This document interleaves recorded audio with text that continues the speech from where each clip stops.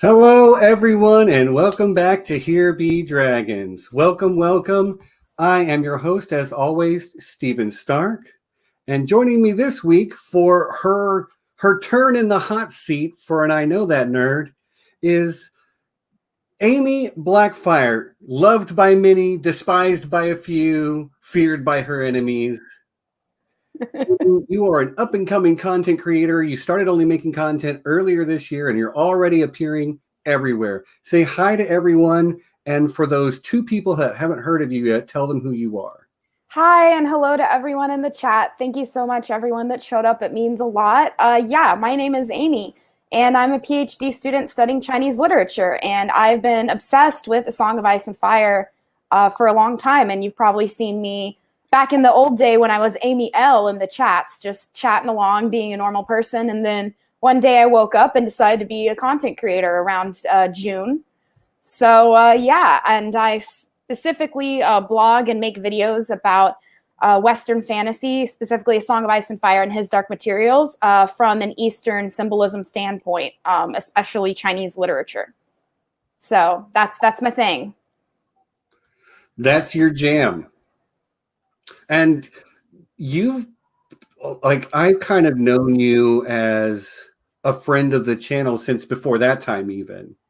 Maybe even since before lockdown. I think so. Yeah, it was about November of last year, I would say, when I actually entered the chat. But I was creeping on all you guys in the chat for months before that, just so you know. Yeah, I was creeping because I heard on History of Westeros they always give a shout out to Here Be Dragons after their stream. Yeah, and one day, Aziz Nashaya, love those guys. Yeah, and one day they were like, "Hey, Here Be Dragons," and I had heard the name so many times at that point, and it was Leaf and Kelly, Jade Redhead were going, "Hey, see you over at Here Be Dragons," and I was thinking, hey, let's let the stream party continue.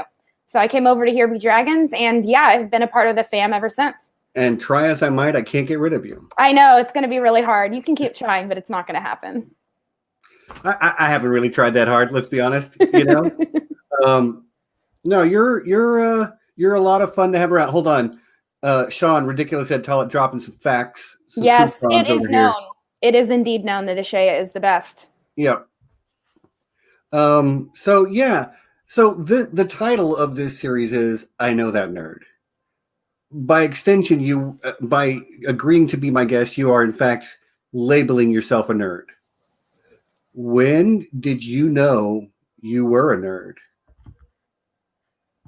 So I was obsessed with Pokemon growing up, and I think that was probably my first thing that I got obsessed to the point where I was spending hours reading up about each Pokemon, their power, what type, what their weaknesses and strengths were. And then that eventually turned me to anime in general. So I was a weeaboo or an otaku, if you want to be nicer about it, all through middle school and high school. Oh, thank you. Yes, I'm going to a prom later. And also Erin's new pictures done by the amazing Sanrixian. Look at that. She is a butter maiden. I love it. Yeah. And be nice, because Erin is itching to wield the powers of the mod. Oh, wait a minute. How is Erin not my mod? Oh my God. How dare you? Well, it was a simple oversight, I can assure you. She's a mod in other channels. She is a mod in other channels. Anna asked what my favorite Pokemon is, and it is Growlithe, the puppy Pokemon. I was literally going to ask this question. Yeah. It's Growlithe, who is a fire type Pokemon. I was always a fire trainer when I was playing the video games.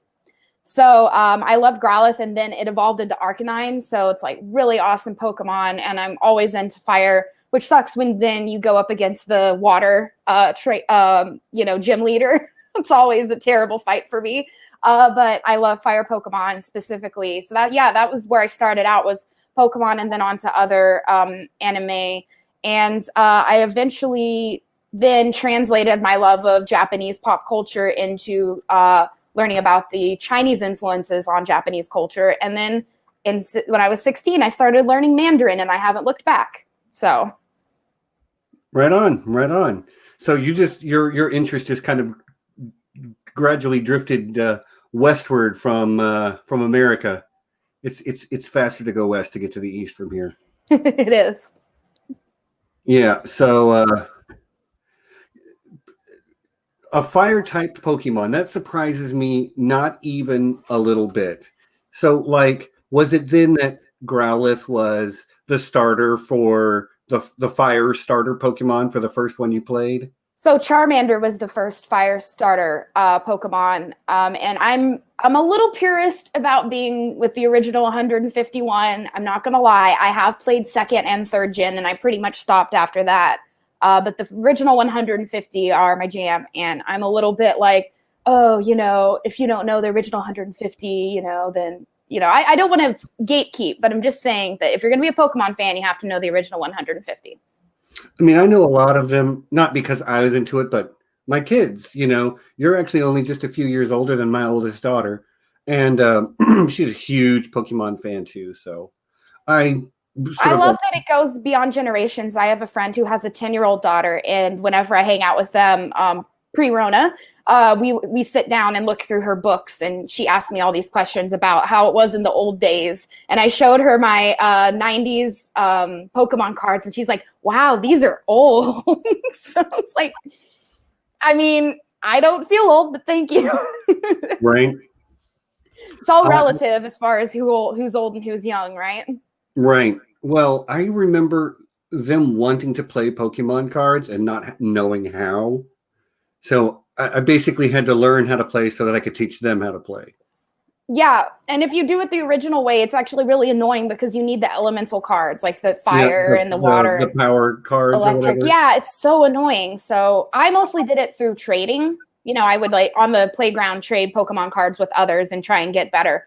My favorites, like my gym that I would never, ever sell or give to anyone is I do have a shiny Dragonite, and I will never give that up. That's like my favorite thing that I have. My second favorite thing. My first favorite thing is a 1940s version of a Chinese novel in translation that is like really old, and I love it so much. Cool. Yeah, shiny cards are I get it. I play Magic the Gathering too, and I have actually, you know what? I'm going to grab this and I'm going to sift through these cards till I find it. But I definitely have a treasured possession of that same type. There's a lot of folks in the chat turned out to see you. We've got 30 people watching live right now. Thank you so much, everyone. I appreciate your support. I would just like to say hi to whoever I can see in the chat. I see Kate Bertinsky, of course.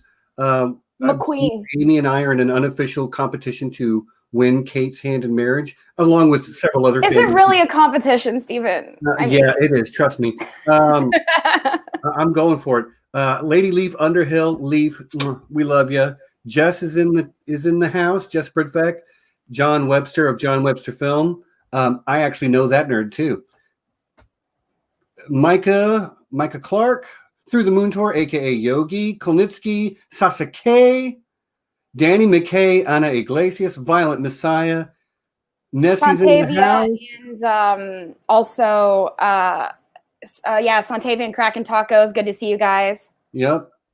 Wheezy Squeeze Box. Yeah, I see Isabel Harper, Aaron M. Obviously, we've thrown up Flores the Fox. We put up one of Aaron's comments a second ago. So anyway, did I see? Oh, I see Bronsterius. Bronstorice. I'm not sure who that is. I don't know who that is either. So Beth is in the chat. Hi, Beth. Santivia. You said Santivia and Kraken Tacos already, but yes. I'm not sure if that's everybody. I hope it is. If not, I'm sorry. Oh, Ridiculous Ed Tollett, aka Sean, Mrs. Duncan the Tall. What a fantastic group of folks we've got here tonight. Thank you so much for coming. Yeah, exactly, Kate. Who is that? No clue. Well, it sounds like vaguely familiar, but anyway. It sounds like someone who maybe wrote a couple of essays randomly back in April and then just disappeared completely. Yeah. Yeah. Something like that. Yeah. But yeah, okay, enough shenanigans. So Amy, as a wee bab, it was the Pokemon that got you into it. Was it the card game? Was it the DS game? Was it the anime? All of the above? None of the above? Some other medium? So I first started with the anime, and I still remember the first time I saw the first episode. It was so impactful for me, and I had kids at school that were playing Game Boy before the DS and before the color, just plain old Game Boy. And they had the original red and blue. And so I was basically played with my friends' Game Boys. And then when Game Boy Advanced came out, I asked for it for Christmas. And so I got that. And that's when I started playing blue and red, and then playing the second generation Pokemon games as well. But I would say my favorite thing was the cards, and not necessarily battling, but trading. I was obsessed with building like the best deck I possibly could. Yeah, wide range of psychic, ghost, grass, water, fire, all of that. So I became obsessed with collecting the cards and trading with my friends. And I didn't know how to play, really. And by the time I learned how to play, it was like, whatever. You do gotta catch them all. You do have to catch them all, indeed, Stephen. I mean, if you want to be the very best, like no one ever was. Right. And I also loved playing the Who's That Pokemon, right? They'd be like, who's that Pokemon? And then they'd go to an advertisement, and you'd be sitting there like trying to figure out who it was. And I'd be just yelling it at the screen. And then it would come back and go, it's Eevee or whatever. And I usually got it right, but sometimes I got it wrong. And then I was a very frustrated little weebab. But yeah, Pokemon was the thing. And then I got obsessed with Naruto, which like I was doing all of like working on the hands things. And I got obsessed with so many things. So. Right. Hold on. I'm saying hi to JP, and I say it in the chat too, but hi JP. Nice to see you, man. Hey. We just shouted out everybody. So when I saw you pop up, also Mom is in the chat. Big surprise. Hey, Mom. Yeah. So this is what I was talking about. Actually, I don't know how well you're going to be able to even see it, but it is a Japanese language reliquary tower.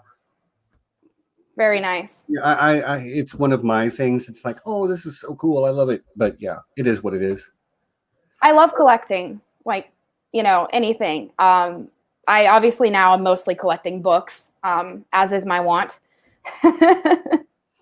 So yeah, I'm mostly into technology because I am a millennial. But the one thing that I'm very old fashioned about is audiobooks and ebooks. I really want the paper copy of books. Dare I say physical media? Oh, physical media. Drink. Yeah. Cheers. Okay, so yeah, Pokemon I think is a common entry point for millennials into like deeper nerddom. I know some of the other people I've spoken with on I Know That Nerd. The younger they are, the more likely they are to mention Pokemon as an influence. And, as somebody who that came really well after my time. I was 20, probably 20 before I ever knew what a Pokemon was, At this point, I've played a few of the games, I played Pokemon Go for a while. I've played, I think, Ruby back in the day. I just remember I started with Torchic, so... Torchic, yeah. So that would have been, I think, if I'm not mistaken, second gen. I think it was third. Might be third. You're right. Yeah. But that's the fire starter. So go, Steven. I will say, also got obsessed with The Sims as well. I lost many summers living a virtual life that was not my own. Okay. So, lots of things like that. I got obsessed with. Oh my God, I got obsessed with a lot of things. And I think that, hi, that's my parents. Hi, Dad. Hi, Mom. Hi, Dad. Hi, Mom. And now that I actually also like to play Super Monkey Ball on the GameCube, and my mom called it Superman Key Ball. So me and my dad would make fun of her, as we often do. And we were making it out like it was Superman who needed to find a key to open this ball. And we have so many inside jokes, me and my parents, about this stuff. So yeah, Superman Key Ball. But it's Super Monkey Ball. Super Monkey Ball. I don't know if anyone's ever played that in the chat. I think I've heard of it. But no, I've never played it. Fun fact, I travel for work a lot, and I live in the Dallas area, and one of the places I go to the most is Oklahoma City. And every time I drive through Norman, I say, hi, Amy's parents. Even though I told you need to say Boomer Sooner, but you never do it. That will never By happen. the way, Mom and Dad, OU versus OSU, how about them Sooners? Whoop, whoop. You will never hear me praise the Sooners. Like, I live in Texas. They will come for me. The government of the state will come and knock me They will knock on your door. We heard that you uttered the words Boomer Sooner, sir. Please get in the van. To jail. Don't ask where we're going. They put a bag over your head. Well, then I have to do this every time. So right. Sorry, anyone, if that was a spoiler for yesterday's game, but yeah, my Sooners kick butt.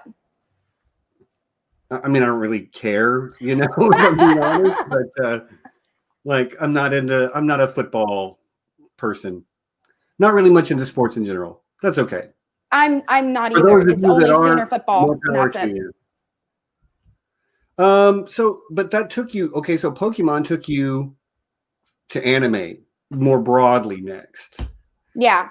And so, and I know we have talked about some anime that we've both watched. I am not the biggest anime fan, but the right one is still like with any medium or art style, the right piece of art, no matter the medium, is still going to get me. Yeah. So you got into the anime stuff. I'm sorry, you got into the animes. Yeah.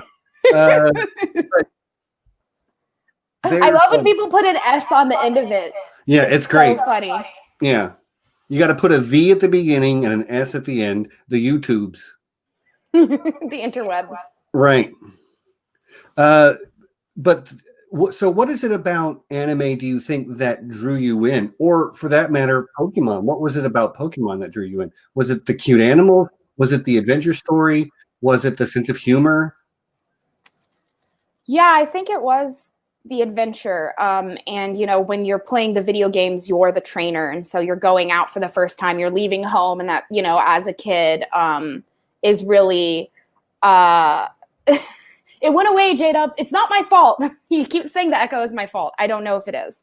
But yeah, I think it's the adventure of a kid going out and kind of making a name for themselves that kind of, as a kid and an adult who is not shy about being,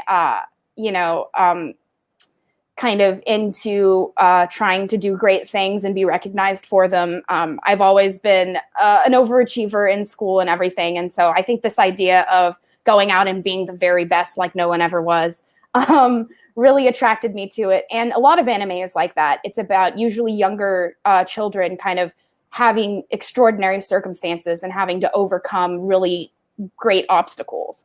And so I think that's why I was attracted to anime a lot. And then I also, would get into anything with magic in it. I was obsessed with Charmed, Supernatural. I'm still obsessed with Supernatural. The last season just finished.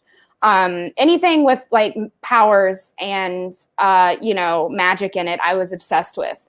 And I particularly am a huge fan of Wonder Woman. So I'm really excited for Wonder Woman 1984 to come out. So especially the female heroes. I was always really into Supergirl, who I dressed up for Halloween. So yeah, I really like that kind of idea of great people doing great things. And a lot of what makes them great is their morality and their, good way of looking at the world. Right on. I mean, so the thing that drew you to anime is not the thing that draws me into the things that I love. So like that young child on an adventure story, like I get that. That's the stuff I ate up when I was a kid too. But it wasn't anime at that time. You know what I mean? It was movies like The Goonies and Stand By Me and E.T. and stuff like that. So, but I definitely understand that there's a through line between those two that is very similar. But then as you age, did you find yourself gravitating towards the more, we'll just say mature side of anime? Things like, have you seen Akira? Have you seen Ghost in the Shell? I have seen Ghost in the Shell. Yeah. And you guys did a great review of it as well with Sanrixian, if I'm not mistaken. Yep. Yeah, I gravitated more toward, so in the beginning I was more into the fantasy, and then I started gravitating more toward the sci-fi. and this like kind of I mean, I dig robots in space like Gundam and that kind of stuff as well, but this kind of like larger meta themes about the human race as a whole, I started to be more interested in. So it's less about one person on one adventure with a goal, and it becomes more about how does humanity react when we're not alone in the universe or when we've colonized space, which is why I think you and I both really do you like The Expanse, Stephen? I haven't noticed if you do or not. It's okay, right? But stuff like that where it's really focused on these larger themes. As Micah would put it, it's probably the okayest. It's okay now. So yeah, I started gravitating more towards sci-fi, and now I would say I've come back in the middle where I'm a big fan of SFF, sci-fi and fantasy. But there was a time where I was very exclusively fantasy and then very exclusively science fiction, and now I love them all. And I am, not everyone knows this about me. I do write. I am working technically on a fantasy novel. But I'm really into steampunk, which is why I like his Dark Materials, with kind of like war balloons and that kind of stuff, where you're not quite sure what year it is. That I'm really dig steampunk, fantasy, and sci-fi. So yeah, I've gotten way more. I've really broadened my taste since definitely since Masters, which I completed my Masters a couple of years ago. And I'm also really into politics, so that does also take some of my time. I'm particularly, you guys will be so surprised to learn, I'm very into the feminist movement. That also takes a lot of my time. I was literally going to get to this by just going, so Amy, patriarchy?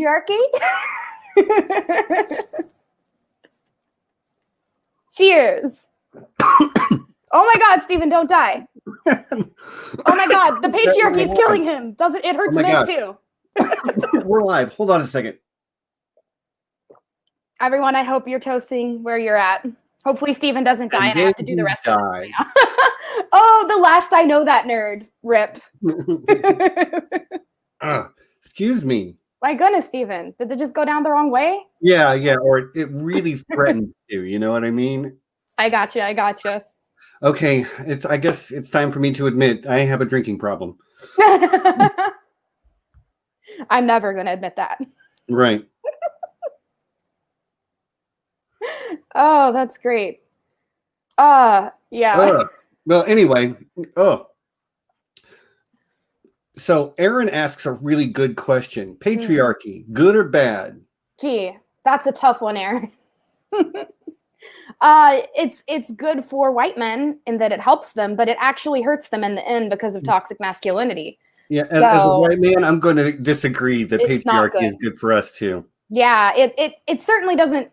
I mean, it definitely hurts you as well, but not necessarily at the same level as people with uteruses. True. Yeah. Oh my gosh, I love Legend of Korra. Phil, I'm so glad you brought this up. In 2021, I was going to plug this later, but it organically came up, Stephen. I have to do it.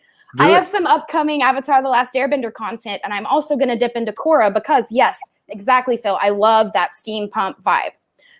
So yeah, actually, Avatar: The Last Airbender is probably, other than Parks and Rec and The Expanse, my favorite show in the whole world, like number one.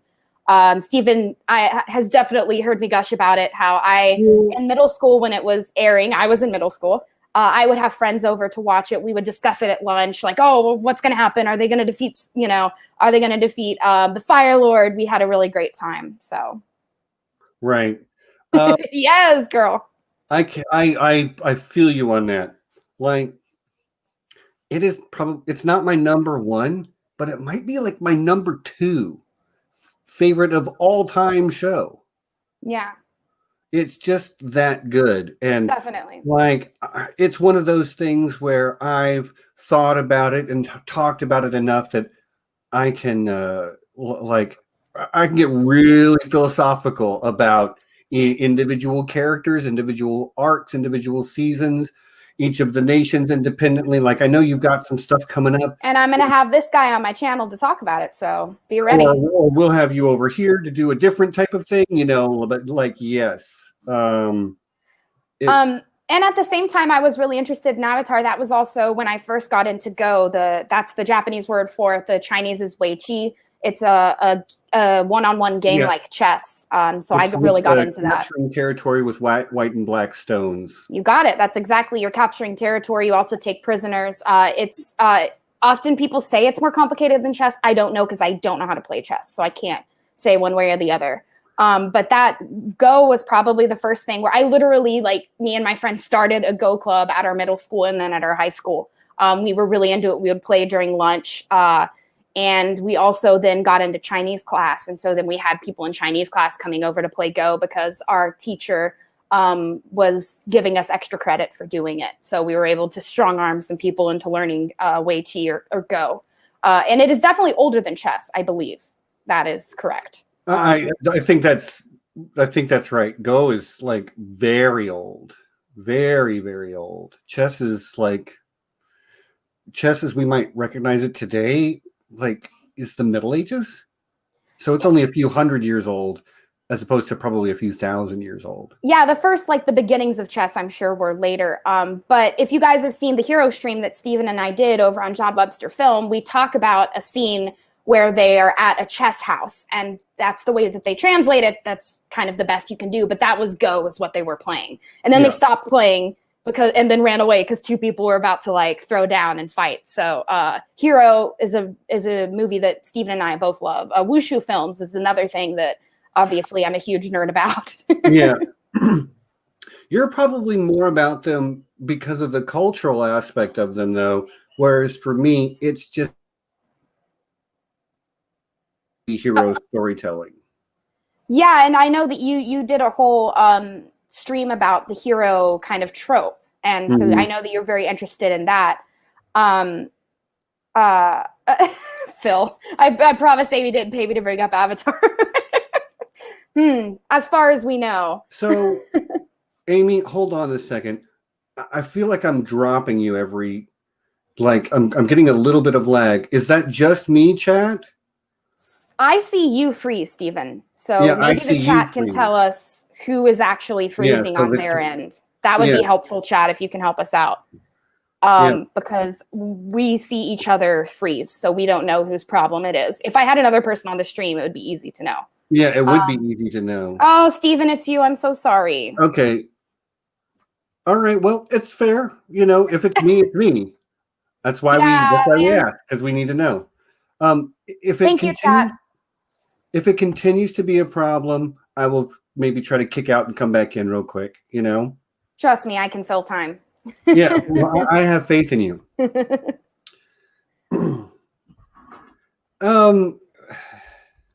What were we talking about before that? I'm sorry.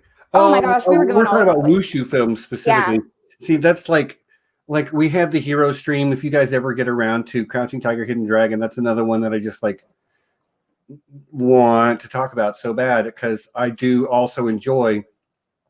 I remember having a conversation with someone who was like, I don't know, this is probably 15 years ago. Someone who really thoroughly loved and enjoyed films like the Lord of the Rings movies and various incarnations of like King Arthur, anything. He like Star Wars and stuff like that. But then he's watching.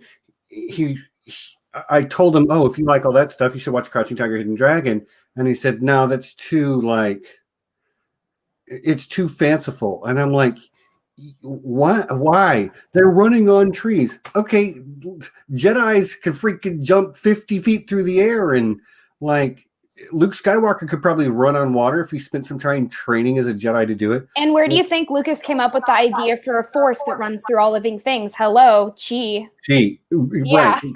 Like so many sci-fi authors and producers and writers get their ideas from wushu films, kung fu films, if you will. Wushu. Right. So kung fu is a type of martial arts. Wushu just means martial arts. That's why we're saying wushu, because it's more inclusive of all of the types of fighting. Right, because actually a lot of wushu films rely on sword play and stuff like that.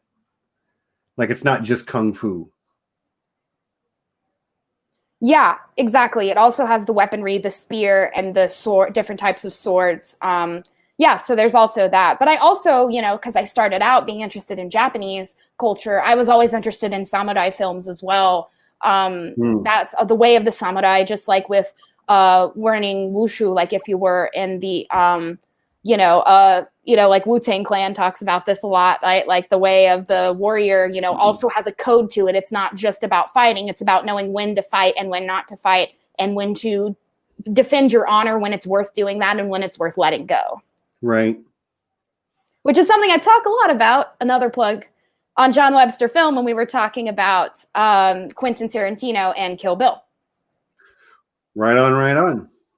Sorry, I'm the plug queen. I'm sorry, I can't stop. Look, it's automatic.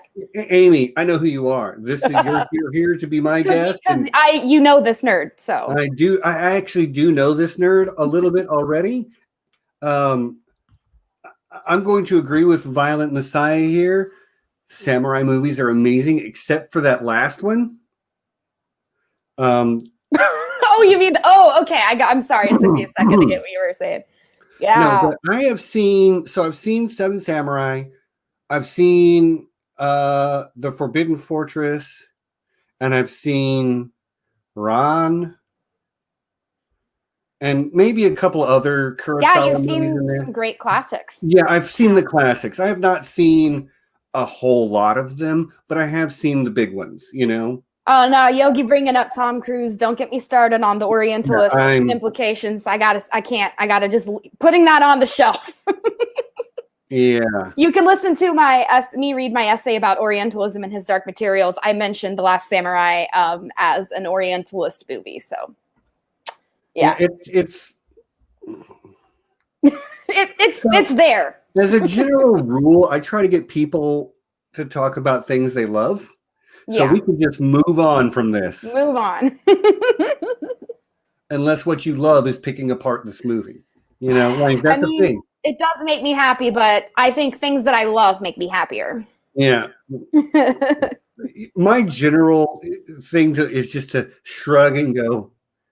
At least we're woke enough to be moving beyond this now. This is true. Like I'm 45 years old. I look back at 15-year-old me and I cringe. Maybe Hollywood's doing a little bit of that right now. Yeah. Leaf has an interesting question, and some of it's in Chinese, so I might have to help you guys out. Okay. She tagged you. I don't know if you'd be able to find it. I can see it. We'll just Leaf. So, besides Beijing, which parts of China have you visited, Amy? Is the translation. So I've mostly been to Beijing, but I have been to the province that is just north of Beijing, which is Xi'an. There are 2 Xi'an provinces. So I know that's kind of confusing. Not Xi'an, sorry. Shanxi. There are 2 Shanxi provinces in Chinese. I'm sorry that that's confusing, but I'm talking about the northern one. I actually stayed in a village there for 5 days. It was very uncomfortable because they didn't have indoor toilets, but I persevered nonetheless. So I got to see a part of the Great Wall that was originally packed earth rather than stone. So this is the older Great Wall, which was done by indentured laborers, essentially slaves, people they went through the villages and took able-bodied men, and they actually packed the earth with their hands, and that was the original Great Wall. So most people, when they go to Beijing, most tourists, they're going to bring you to the nice Ming Dynasty one with the bricks that looks really really cool. What you see in Mulan is that Ming Dynasty wall, looked really nice, although that would have been the 6 dynasties period. I don't want to go there. The Northern and Southern dynasties period. That was, anyway, it wasn't the packed earth. So I really got to see the packed earth, the really old-timey Great Wall that had been kind of worn down by the elements, so much so that it was really only about 4 feet tall when it originally was more like 7 or 8 feet. So that was probably my favorite part in China that I went to, and especially because the people there did not speak Mandarin. So that was really fun. Trying to use, they knew some Mandarin words from watching TV, but other than that, it was a lot of yeah, kind of right, communicating with each other. So yeah.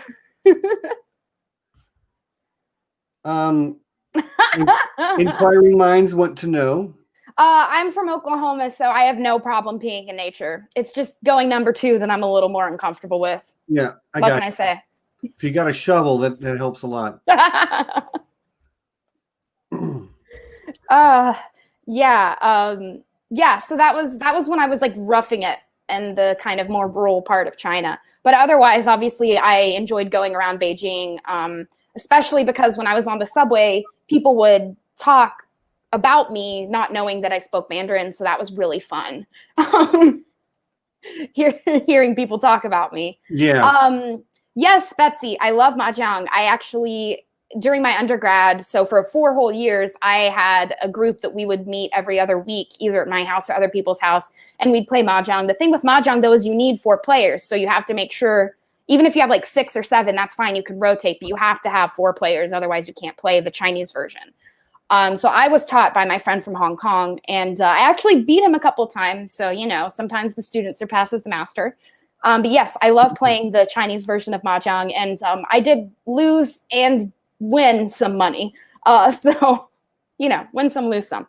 But yeah, I was obsessed with mahjong for years, and I think I still am. I would love to play if I could find people that are playing the Chinese version and not the match the tiles version, which is not at all what mahjong is about. So, but yeah, mahjong is very fun. Cool. Cool. I would say I'm better at mahjong than I am at Weiqi or Go, actually, because I played it more. Fair. Go is one of those games that people spend lifetimes trying to master too. Like, I mean, right. I'm sure mahjong has those type of people as well, but there's something about Go and chess specifically that are like that 1-2 punch of hyper analytical, and it's because you have perfect knowledge. Like nothing is. Like your opponent can't make a move that you can't foresee. Like in mahjong, at least in the American version, like you don't know what tile is below this other tile, and so there's this element of luck that comes into it. Go and chess do not have luck. They have one person doing one thing, one person doing something else, and no randomness in there. Yeah, and I think also with mahjong, there's a little bit more of a like betting fun aspect to it. You drink, and like we did this thing where it's like if you lose, the loser takes like 3 shots, and the second, to loser, like the second person, the one with the least amount of money, then takes 3 shots or 2 shots, whatever. So there's also this kind of, I would say, community aspect to mahjong. Whereas with Go, it is very much like chess if you're doing it competitively. So there are, in the Japanese version, there's like 1 to 35 Q, and that's you start at a 35, and the more you win, you go down. And so when I stopped playing, I got to like a 21 Q, which is considered pretty intermediate, pretty good. But I did play people that were like 5 Q, and I got my butt kicked. So definitely, like, especially when you get 15 and down, like the difference between a 15 and a 14 or like an 11 and a 10 are just like vastly different. Mm-hmm. Whereas like if I am a 22 playing a 23 or 24, it's not that much of a difference. But once you get 15 and below, it's just like, what is happening? It's completely different players. Yeah. As somebody who does not play anything competitively, but knows people that do, I totally understand what you mean. Like, there is newbie and also people who are bad, because some people are just not cut out. They don't have the right mindset for whatever game. It is what it is. And then you get better and you get better and you get better. But like when you start to get to the upper tiers, tier 6 and tier 5 are not really that similar in the real skill level that you're talking about. And those top tier players are just like, there's nothing that we mere mortals can do against them. Jess has a great question about Chinese liquor. There is a liquor called baijiu, which literally means white liquor. And it is anywhere from, it says, if you look on Wikipedia, it will say anywhere from 30% to 70% alcohol. In my experience in Beijing, it was 50 to 70%. I never saw anything below 50%. So if you really want to play mahjong with shots and get really screwed up, baijiu is your friend. It is like almost exactly full on just alcohol drinking. Oh, so you do need 4 for, I don't know what the American mahjong would be like. I assume it would be a little bit less complicated, I would hope, than the Chinese one, because the Chinese one has a lot of different combinations for you to win. Yeah, I know there's sometimes you have to get up and like switch chairs and.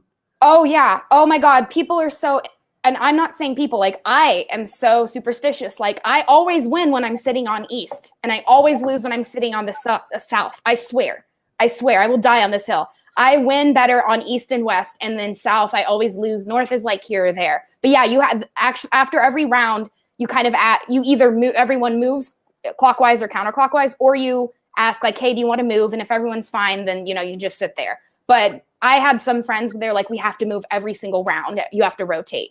And I swear I always won the most money when I was sitting on the east. So you do it based on which direction you're sitting on. So right. Oh my God, favorite Anna Chinese asked dish. you, what is your favorite Chinese dish? It's an excellent really question, actually. That is a really great question, Anna. There's this thing that is usually translated to braised eggplant. It's called Chinese. You guys ready for some Chinese? Hong shao qiezi. So it's braised in eggplant that is braised in soy sauce and some spices. That was just like on top of some white rice. I basically ate that every day in Beijing, and I was happy as a clam. And then my second favorite is probably, I would have to say baozi, or like these kinds of buns. Obviously for me with vegetables in the middle because I am a vegetarian, but you can get it with pork or chicken or beef in the middle. And just those little tiny steamed buns are so delicious. I ate them for lunch a lot. I actually don't play Othello, Nessie, and thanks for your question, Left Dad. I love you. It's a card game. Some other people in the chat apparently did play Othello. And for the record, I'm just going to answer this question too. General Tso's chicken, number one. General Tso's chicken is great. It is stuff. The best Chinese food to ever exist. I also love sweet and sour tofu, which you think when you eat it at an American Chinese restaurant, it's not necessarily going to be traditional, but sweet and sour sauce is actually pretty traditional as far as, you know, American Chinese food goes. But General Tso's chicken is good. I'm not going to disagree with you there at all. Aaron says that you did the correct answer. Objectively correct. You're correct. Done. What are you eating right now, Nessie? What are you eating right now? Othello? That's the last thing I saw you talking about. I guess it's possible. I think Othello is a card game. I don't know anything. It's a board game. It's board game. It's a black and white, but you flip. You like try to.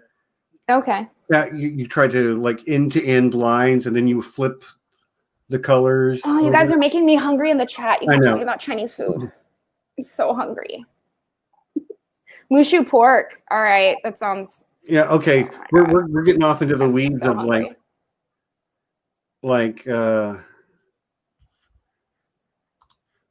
So Ana Iglesias has an excellent question. Battle of the Creeps: Zeus versus Poseidon.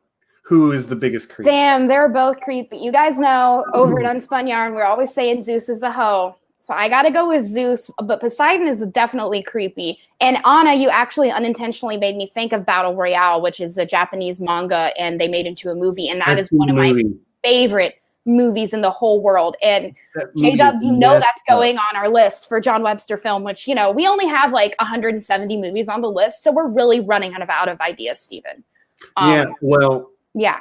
I'll come up with an idea so you can put it on the schedule for 2024. Yeah, we're booked. We're booked actually till 2027, but I'll go ahead and put you on the list. Yeah, cool. Battle Royale is really good. And I always tell people when we talk about Battle Royale, they're like, Amy, what would you do? And I would be those idiots on the hill with a megaphone going, guys, we can work this out together. It'll be okay. And then I get my ass shot. That's the person I would be in Battle Royale because I have way too much faith in humanity to come together during hard times. That'd be me. I hate to really put you on the spot here, Violent Messiah, but we have pretty well determined. We have documented it. Like fact in a court of law that Zeus is in fact a hoe. Yeah. Like all the demigods and all of the mythology on Earth are Zeus's spawn. A hoe. Yeah, he can't keep it in his pants. We don't mean a hoe as in like, you know, you're a butthole. We mean it as in like you can't keep it in your pants, like what Stephen was saying. Or in his robes, whatever he's wearing. Maybe he walks around naked. I don't know what Zeus is up to. This is before they invented pants, of course. That's the problem. Yeah, so it's like robes, you know? Yeah, that's what, and, you know, I'm sorry, a little bit of feminist analysis coming out. Just got to say, there was Harry Styles who was pictured in a dress and everyone was freaking out. And it's like men wore skirts and dresses before there were pants. So like, stop. Stop being bitches about things. I'm sorry. I don't want to demonetize you guys. Dude. I'm keeping it as tame as I can, Steven. Look, this channel, like YouTube will probably never monetize this channel. Let's just be honest. Like, I'm not even care. Like, we're here to have fun and have fun conversations. Yay. That's good, because that's what I'm here to do. I mean, his description says nerd talking nerd stuff. We're literally talking about, mythology. And yeah, shout out to Nessie over at the Unspun Yarn. She does a lot of great mythology stuff. Yeah, that's my sister. You can't, y'all know this. You know what it is. You know what it is. But yeah, no, Zeus is a hoe. I think we can conclude. Thanks, Bernie. I just saw Bernie said, yes. Thank you, Stephen, for making a safe haven for everyone. Thank you, Bernie, for being a part of it too. We love you. Yes, I love all of you guys in the chat and all of you watching later. You're all a part of the Dragon fam, and I think this is, at least for me, Stephen, if I could just brag on you, I know you can't stand that. You've created such a welcoming environment for everyone, and I think that when it comes to geek fandoms and nerd fandoms, it can get a little bit territorial, and I think you are great and that you just want to talk about what we want to talk about and what we love. And that is really great for people that want to talk about nerd stuff. And so we thank you for that. Yeah, and actually this is going to let me kind of segue. Thank you, Amy. That means a lot. That means a lot to me too. And thank you for being a part of it too. But that actually is going to bring me to an observation that I've had and that other people have had. And that is, we have our group of regulars that show up almost every week. We have a really great group of people that inhabit our Slack group and love to, keep the conversation going throughout the week over there. But a lot of those people tend to be very introverted by their nature. You are one of the few people in that group who is really like the opposite of that. Is that strange to you at all? Is that something that you find yourself gravitating towards that kind of person? So, like, I guess, just not that you're not welcome or like, God, it's great to have you there, but like you do not fit. There's a kind of very particular type of person that tends to gravitate towards our central group, and you are different from them in this one very distinct way. And I wonder why. Do you have any insight into that, or is it just? No, Stephen, I have no opinions. So I am an ENTJ, and I tend to be attracted for my partners and for my friends to usually INTJs, and anything I and pretty much anything. Not to exclude anyone who is a different personality type, but I have found myself gravitating towards introverts mostly because I really feel for them. And I really struggled with social anxiety early on in my life, and when I was about to go to undergrad, I was 17-ish. I was about to turn 18. I found myself not being able to go to sleep because I was thinking about how I could have said something better, how I should have said this, how I shouldn't have said that. And finally, one day, I just kind of stopped worrying about it. And this is not to say, oh, I've solved all my problems. I still have anxiety, but I helped myself as far as social anxiety. And so when I see people that are struggling with that, I am very empathetic toward that. And so I will go literally before Rona, I would be invited to a party and they would literally be like in a text message, Amy, we need extrovert help. And I would go there and I would be like, have you met Bob? Like, let's say my friend's Bob, whatever. I'm just putting a name there. I would just kind of help people talk to strangers because I don't feel this social anxiety that they do. So most of my friends are introverts because I love hanging out with introverts. I think they're wonderful people, and extroverts are great too. But if you put too many of us in a room, like, there can only be one. You know what I'm saying? I do know what you're saying. So I really enjoy my friends who, let's you be know, honest, one Aemy is sometimes too much for some of us. I know you can barely handle this. Think about more of this. But yeah, no, I really enjoy people that are introverted because they can be alone.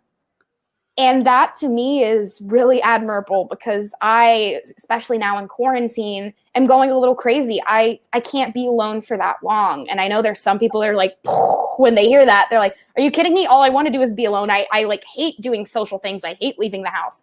I'm the opposite. I need people. It's like a necessity for me. So being alone makes me very sad. I think that actually all of us need that. There's just a different level of like I don't need it as much as you would, you know? But yeah, like, I can't remember who said it. I think it was Bernie just said it a second ago. Like, the sort of online community has made lockdown and quarantine more bearable than it would have been. Like, I can't imagine what the world would have been like for the last 6 months if I did not have this online community to sort of have my back and just somebody to talk to, you know? Yeah. And if you notice, around February and March is when we really like held on to each other. You know, we really embraced each other in, you know, even harder loving each other and talking to each other. And, you know, our Slack group, you can talk about anything. And like I said, in this song that I wrote for this channel is that the Dragon fam is always there for you. So plug to the live stream that I did where I actually sung that song for you guys. You can find it on my channel. But yeah, I feel like this community specifically, and, you know, I'm also in History of Westeros. I love Radio Westeros. I'm also into true crime. So, in cults, not like academically, I like learning about serial killers and about, cults. And so I'm also in, podcast groups through that, fan groups. And so we often really comfort each other, and people just say, hey, I'm having this problem. You know, I'm getting divorced, or my child is having a hard time in school, or, you know, whatever it is. And then these people random people on the internet just come because they have this, you know, shared love of something, and they just, you know, virtually embrace each other. And I think that that's something that's really beautiful about the technology that we have nowadays, is that we can really create a community.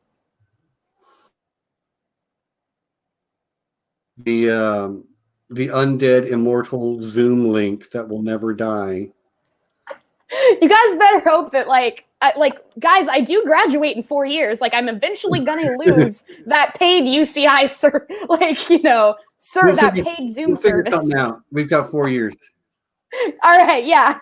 It's so funny. I created this link, and it's been like 5 months, and it just doesn't die. And we just we literally will be. You just go into the Hangout with Us channel on our Slack, and you say, "Hey guys, I'm having a bad day," or maybe something great happened, and I want to talk about it. Or, you know, hey, let's just hang out. And then we all hop on the Zoom if we can. And, you know, like, obviously, since I've started going back to school, during the summer, I was like Jolie, always on the Zoom. But lately, you know, I've been studying, so it really sucks. And I have huge FOMO, as you guys know. Part of my brand is always, if I'm not hanging out, I'm just afraid that I'm missing out on great things. So, but yeah, we have that Undying Zoom, and we have all these different channels for whatever you want to talk about. And it's been really great for me. And I think really everyone in the Slack and people in the chat can really, yeah, we're going to just become we're just going to live on a commune anyway. But yeah, I think that, hey, Peadar, I think that we really are there for each other in a way that the internet now allows for. And, you know, the internet can be a really toxic place, and you can kind of carve out these really small niche little communities. And I think that Here Be Dragons is just one of many. And I know that some people watching this who aren't yet, because I'm an introvert, people that are strangers are just friends I haven't made yet, right? So if you're watching this and you're not necessarily a part of the Dragon fam, I'm sure you have some kind of community somewhere online that, you know, maybe you write fan fiction, maybe you are really into sports. You're on, like my dad, he's always on sports, forums and everything. Like, you can find your thing and just nerd out about it. And that's exactly what, nerd culture is like. And it's become way more mainstream to be a nerd. It used to be an insult, and now it's, a badge of pride. Who do you think you're telling? As somebody who grew up a nerd when it was like, when the Revenge of the Nerds movies were coming out. Yeah. And my mom talked about this dating game that they had. I'm sorry, Mom, I'm going to date you, in the 50s and 60s, where it's like you try to go to prom with someone and you play the game. And if you got with Poindexter, the nerd, then that you lost the game. That's how far we've come, right? Now it's like, hey, nerds are the smart people that are going to be successful, because we work really hard and we passionately love the things that we do.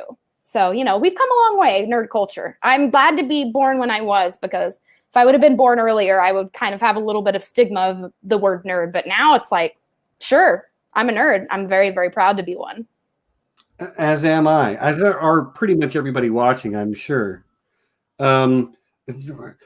Yeah, people are throwing around this C word in the chat that I really don't like. I know. I don't either. I'm sorry. It slipped out. You notice I quickly tried to veer away from it. I'm sorry about that. And it was the Barbie game. Thank you, Dad. Who was Mom, I think, using Dad's thing. Yeah, it was the Barbie game that was out. I don't really like the word cult. We prefer the term community, alternative, religious, spiritual experience. So, yeah. We're a community. So, and yeah, I hate the C word too. Obviously, yeah, no, I don't want to dwell on this too long, Stephen, but I will just say that, we're a bunch of friends who love being together, but certainly we wouldn't die for each other. So, and I would turn all of y'all in if you committed a crime. Depends on who. Most of you, that's correct.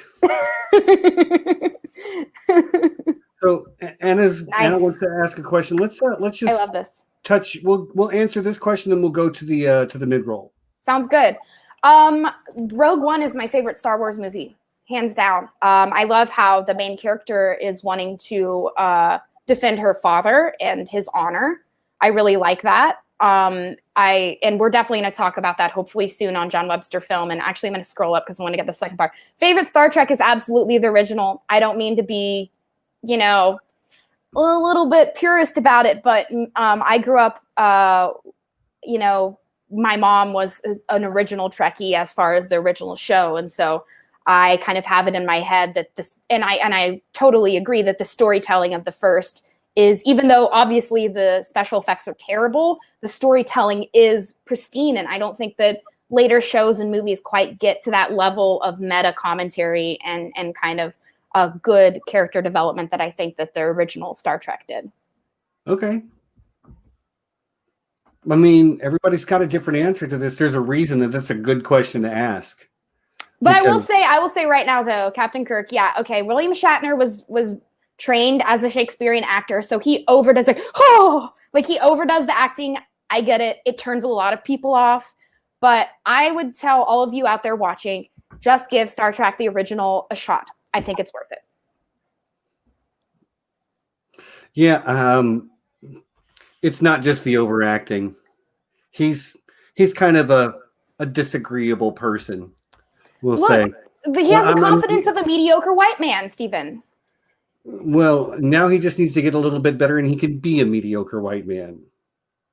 So anyway, I digress. Yeah, he's kind of a crappy guy in general, but what you don't know. Anyway, I don't want to talk about Bill Shat anymore. Yeah, let's not. Yeah, but he's not the reason I like that show. Let me just say, it's obviously Spock all the way. I mean, Spock is sexy. Mm-hmm. Let's be honest. And this just turned into a thirst stream, everyone. No matter who's portraying him, Zachary Quinto. Oh my God! Yep, Leonard Nimoy. Yeah. I haven't seen Star Trek Discovery, so I know there's another person playing Spock on that show, but everybody says he does a great job too. So anyway. And I want to echo what Wheezy is saying, is that it was mind blowing when the Star Trek first came out. Not just for I don't want to say special effects, but because it's but also the fact that it had for that time such a diverse cast was unheard of. And going on in the 60s, you know, obviously there was a lot of upheaval in America, and we still haven't gotten over, obviously, a lot of those problems. So Star Trek was an important part of the conversation for America at that time. Right. Like, you know, individual actors and their shenanigans aside, I agree. Like, the show itself and what it was trying to do was a very important thing in you know, in the culture of America at the time. Bernie, that doesn't surprise me even. I was just typing Bernie, you are my hero into the chat because of that. I love you, girl. You know what? Stick by your principles. Yeah. Okay, so, well, we've gone an hour. This is a good time to, you know, do the mid-roll. So at the mid-roll, I say, hey, everyone, thanks for coming. I really am happy to have everyone here tonight. I'm having a good time talking with Amy. Amy, I hope you're having a good time, and I hope all you chatters are enjoying what we're putting out. I will ask you, if you haven't yet, please go ahead and click the like button. If you're not subscribed, please subscribe. We do this kind of conversation all the time. Excuse me.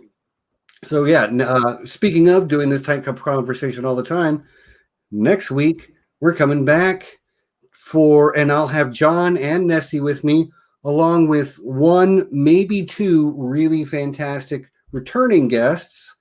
We'll be talking the first 5 episodes of The Mandalorian. So whatever has been released for The Mandalorian by next week, we will be talking about all of that. And we will be having 2 guests join us. We'll be happy to welcome back Cecilia from Geekstralia, who was just on a few weeks ago to talk about the film Coco with us. And it's not 100% confirmed yet, but likely that Pat Spunogle will also be returning. Fandom Dad, Pat Spunogle. So yeah, I'm looking forward to that one. Amy, you got anything going on over there on your channel, or were you co-host? I got a whole sticky note. You ready for this, Steven?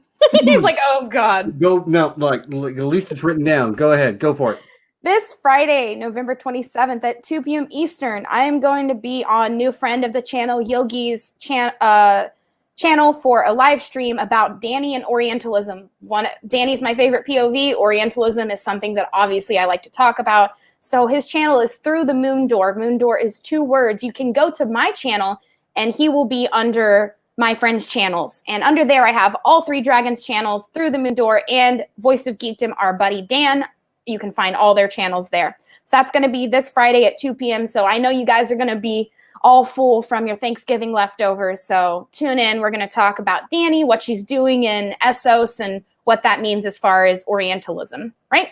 So, oh my gosh, the next 3 weeks on John Webster Film, calling all Tolkien nerds. We are talking about each week. So the first, and then the second, and then the third of the Lord of the Rings films. We're going to talk to Helen, aka the Clues Fangirl, and we're going to talk to Dan at Voice of Geekdom. And so please subscribe to John Webster Film and get those sweet, sweet notifications when we're going live. It will be every Saturday at 7 p.m. Eastern. Okay, next, Nessie over at the Unspun Yarn, our dear, dear, wonderful, she is my fandom mom. I love her so much. December 2nd, we are starting a new series called Bleep the Patriarchy. Drink. We are going to be doing semi-monthly feminist analysis, and our first episode is going to be called Veep the Patriarchy, celebrating 100 years of suffrage. And we're going to talk about Kamala Harris and what it means for women to have the vote, and how annoying it is that it's only 100 years old. So we're going to be talking about all of that. There will be drinking and there will be feminist analysis. So that is on the Unspun Yarn. Once again, I am sure Stephen has the links in there, and you can always go to my channel. You'll find it there as well. On my channel, lots of stuff coming up. I have a Lysono Mar essay and video with Lo the Links. We are co-writing about Lysono Mar through a queer Orientalist lens. He shows up randomly in the 5th book, and you're like, who is this random guy from Lys? Song of Ice and Fire fans will know exactly what I'm talking about. Lysono Mar is in the Young Griff plot. What is he doing? Why should we care? We're going to write about that. And I have an upcoming Cersei essay. I'm talking about her parallels to the last Empress of China. And to talk about it on my channel, I'm going to have the wonderful Rohan, my favorite Cersei stan in the whole wide world. And then after that, 2021 is like going to be here. We only have a little over a month left of 2020. I'm going to be coming out with a lot more Song of Ice and Fire content. I'm hoping to have Bronsu Terry's, who is this guy? I'm going to have Bronze Series on. We're going to talk about black and white imagery in Song of Ice and Fire. I have a lot more stuff coming up on that. I'm also going to talk about His Dark Materials, the Poppy War, and like I said, that sweet, sweet Avatar The Last Airbender content coming. We're going to have this guy over here, Steven, on my channel, and Christina. Christina, aka Lady Triple, is also going to come on, and we're going to talk about Avatar The Last Airbender. Oh, yay, Lady Triple's in the chat. Hello, everyone. That's timing. Yes, that is excellent timing, girl. I was just talking about our future Avatar The Last Airbender content. So yes, I have a lot coming in 2021. You thought 2020 I was everywhere. I am just getting started. 2021, I am going to be all over the place. So yes, the link to John Webster Film and the Unspun Yarn are in the description, and so is the link to my channel. I read my essays to you because, I mean, so many essays, they make you read and read. Why don't you just listen to me read them to you and then have a discussion with wonderful people in the fandom afterwards? That's exactly what I do. So please subscribe to all of those channels, including my own.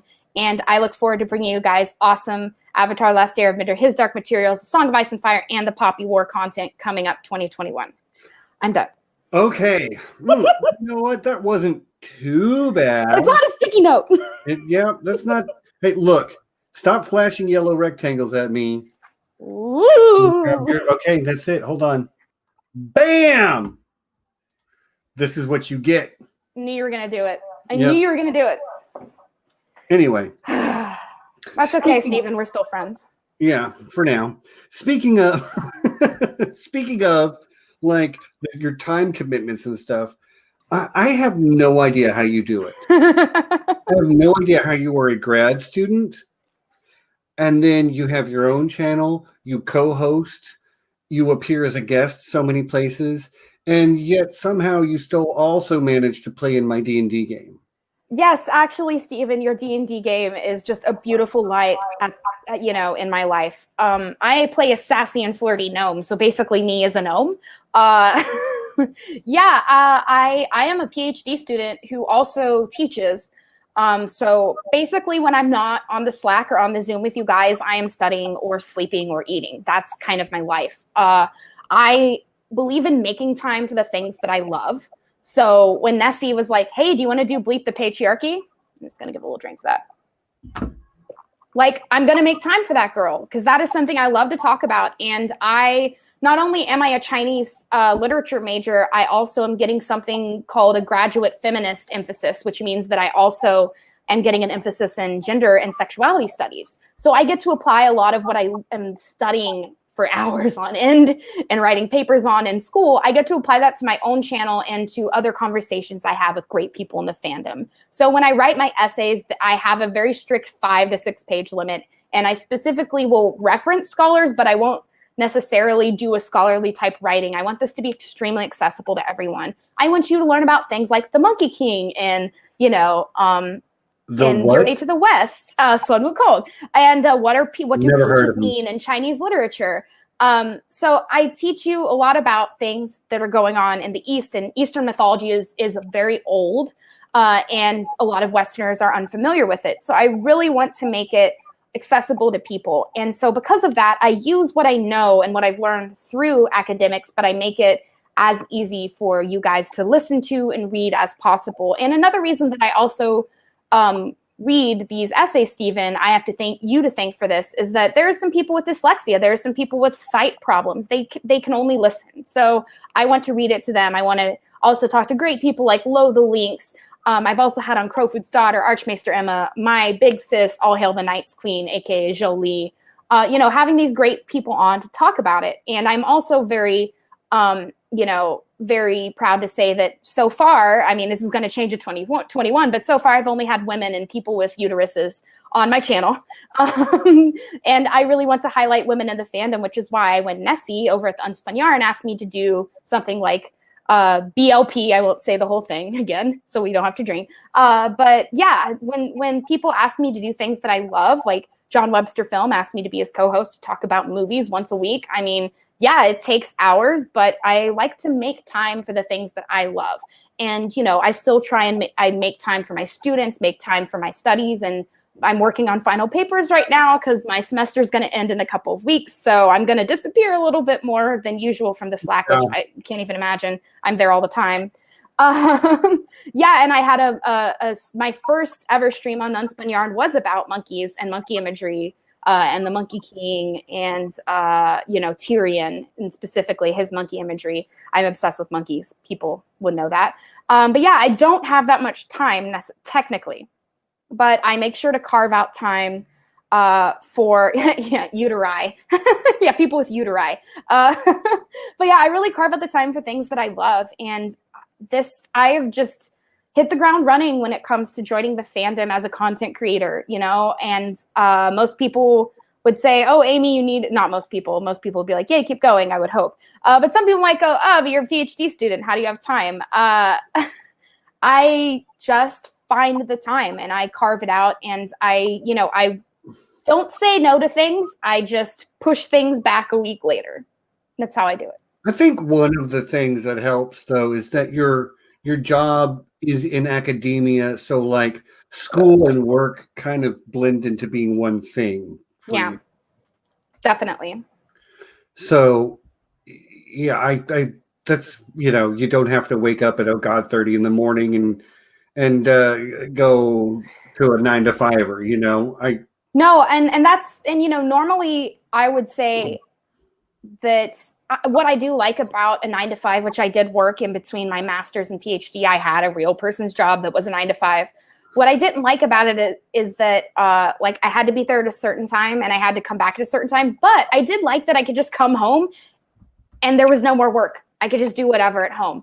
But with grad school, I'm never not thinking about work because I make my own schedule. So my professor will say, okay, turn this paper in next week, Thursday. They don't tell me work 5 hours on it this day and then 4 hours on it that. Like I have to figure that out. You're a grown-ass woman. You need to figure that out for yourself. Exactly. So grad school is great in that you make your own schedule, but you do have to have a lot of self-discipline and you know, time management. And that's something that I obviously learned during my master's, and it really prepared me for a PhD. And that's why anyone talking is thinking about grad school, I really do suggest that you don't skip from a bachelor's to a PhD. Yes, it saves money. Yes, it saves time. But I think having that master's in between makes you realize, do you really want to do this? Because a PhD is anywhere to 10-year commitment. Yeah, and like it all starts to blend together too after a while. Like I don't even remember my PhD study years.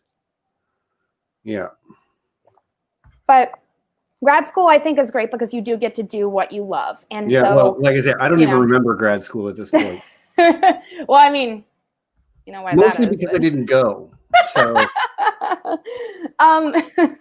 But for me, I'm doing exactly what I want to do. And even though basically what I focus on is early Chinese science fiction, specifically the representation of women in it. And so, yeah, really. It's so true. But yeah, it's mental work. It's intellectual work. And I absolutely recognize that is not the same as physical work. You know, my dad does a little bit of mental work, but he also has had a very physical job his whole life. And I absolutely respect people that have to really get out there and use their bodies to create things.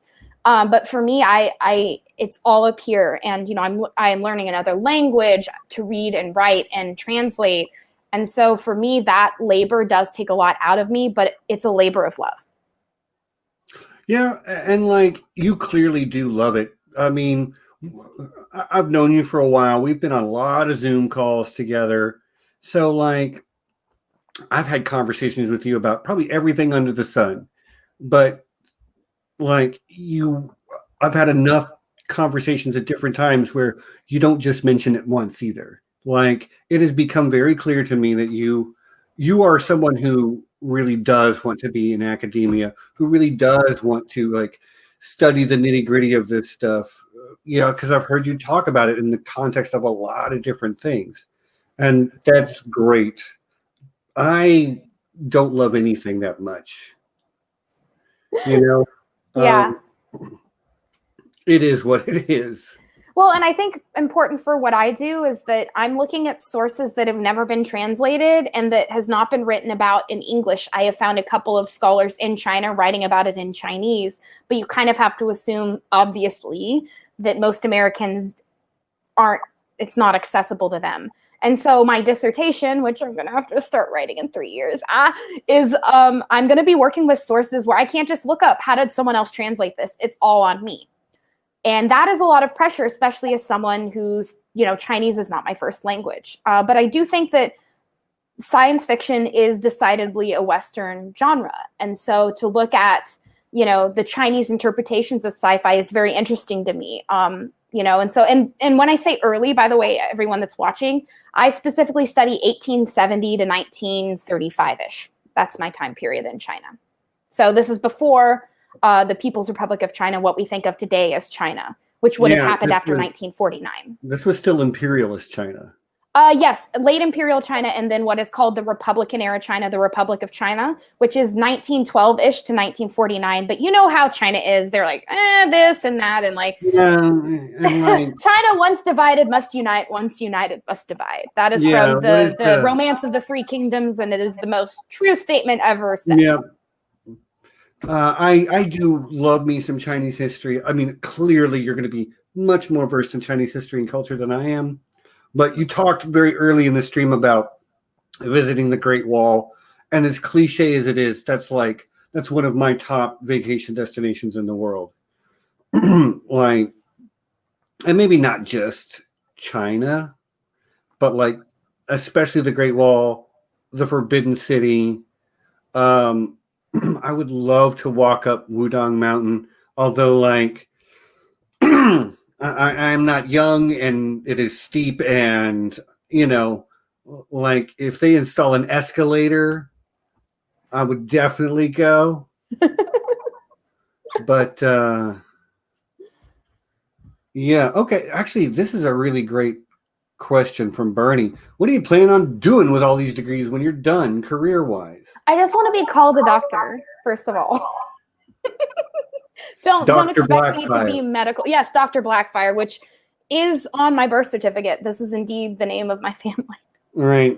I would love to teach. I would love to become a professor, but I am also very cognizant of the realities that our post-Rona economy, especially academia, has been hit and will continue to be hit by the realities. I'm sorry to bring down the stream, but it's true that there are basically a lot of professors in Chinese departments are retiring, and they're just not filling those positions again. They're just cutting it down more and more. So I am prepared. What I would like to also do is become an editor in a literary journal that specifically looks at Chinese literature and translation. I would like to make these amazing short stories, poems, and novels more accessible to Americans.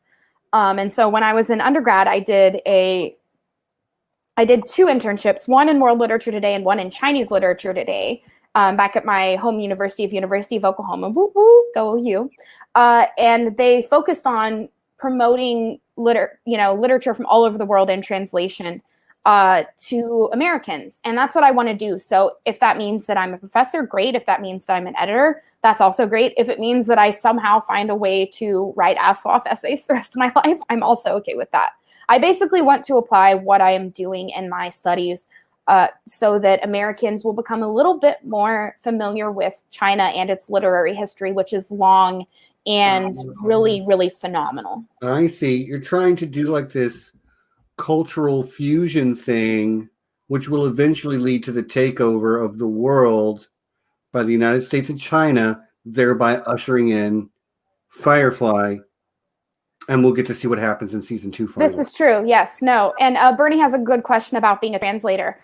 I would not mind being a translator, but I do have to say, talking to my friends who went into that field, it's a lot of work for not a lot of pay. So I would not particularly like that. But at the same time, if I know what I'm translating would go on to impact people in the future, I would absolutely be down for that. So when I was in my first ever course on Chinese literature in undergrad, we were obviously reading, because it's an undergrad course, reading Chinese literature and translation into English. And if I could be the one, if it could be translated by Aemy Blackfyre, right? If that could be me doing that, and that maybe makes an American go, hey, maybe I should be a Chinese major, or maybe I should be an Asian studies major.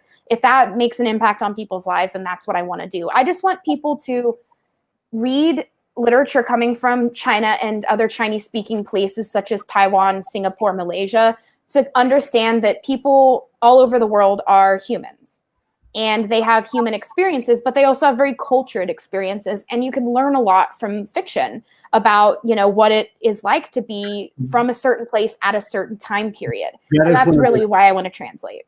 That is one of the central things that I love about what we kind of do here on Here Be Dragons from a more broad sense, is that we deconstruct the stories of our day and age in order to try to understand how they're reflecting our society, or how we think of ourselves, or what we want to become. The Expanse is a great example of that. Like, that's a really great mixture of what we hope we'll become mixed with what we're afraid we'll become, Yeah.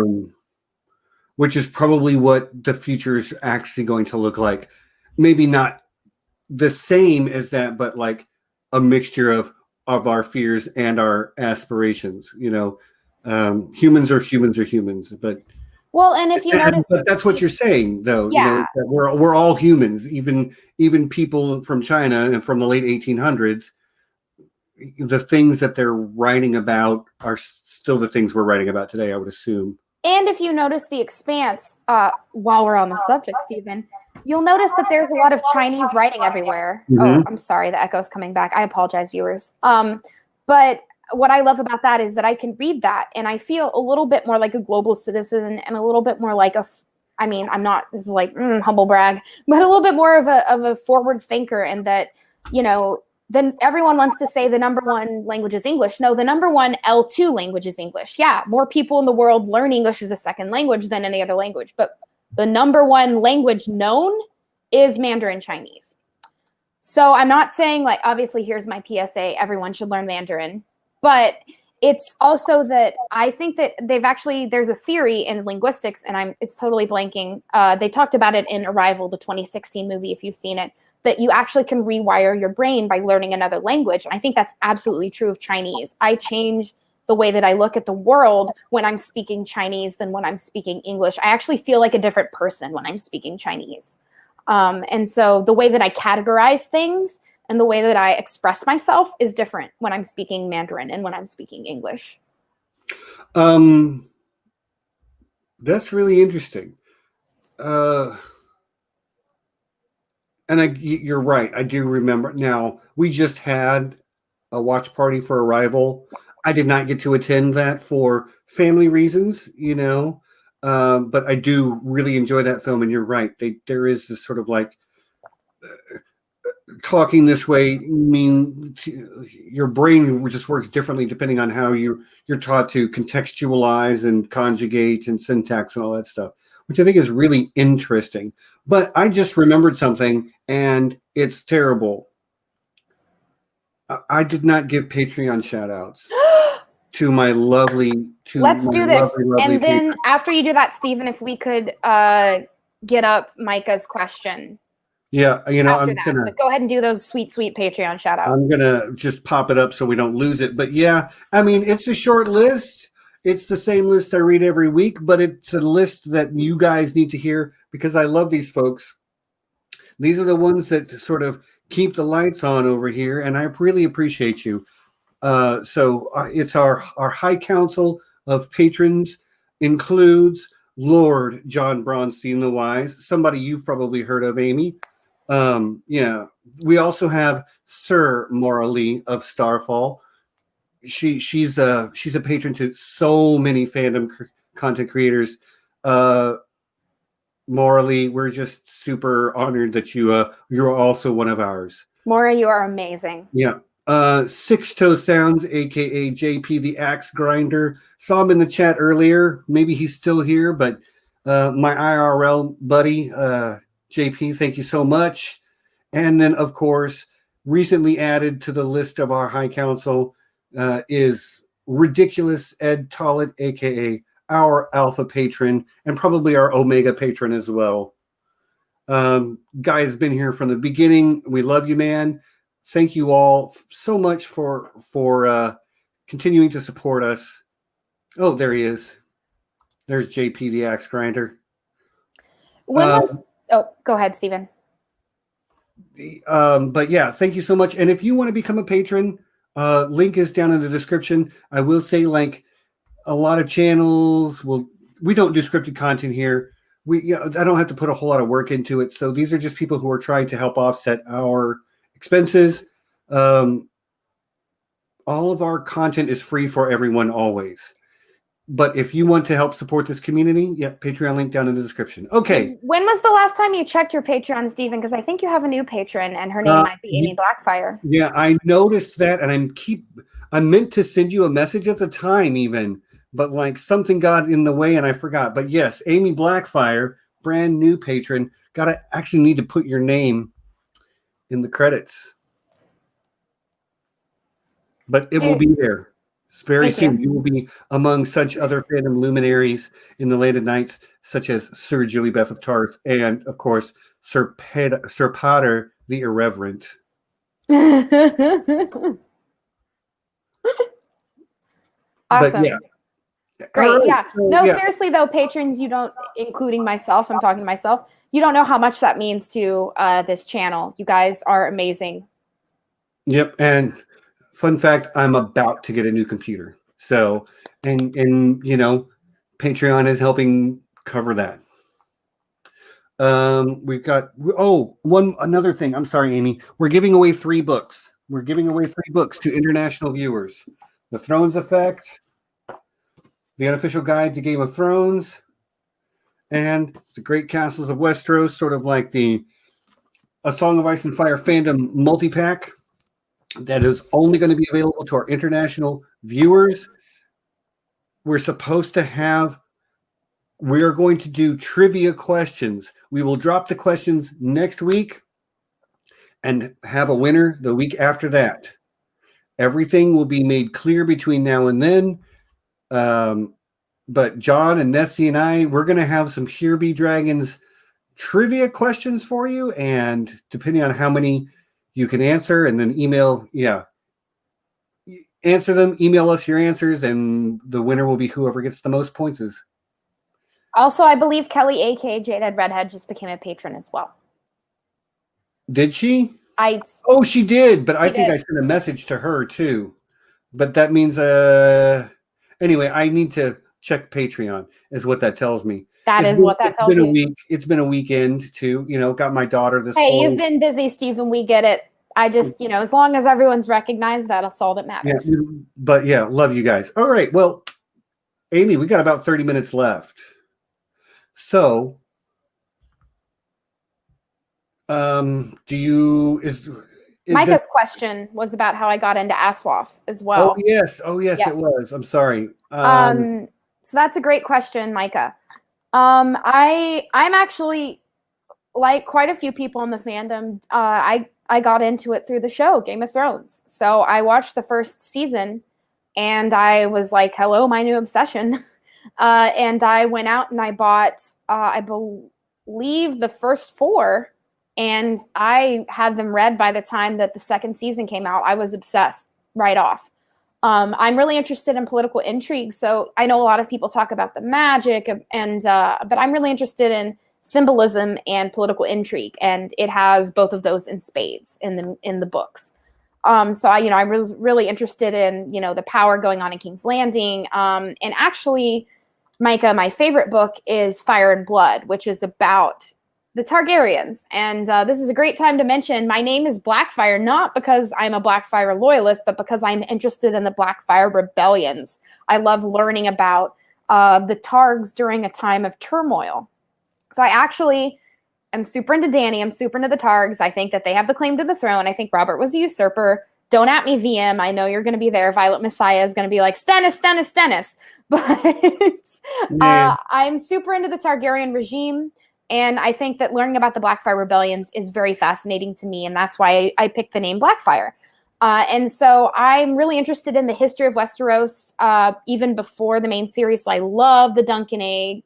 novellas, and I love learning about this time when Westeros was kind of united under the Targaryens. That's very interesting to me. I like how the current geography is there. We have the Dornish being kind of not quite part of the Seven Kingdoms, then a part of the Seven Kingdoms, then kind of not part of the Seven Kingdoms again.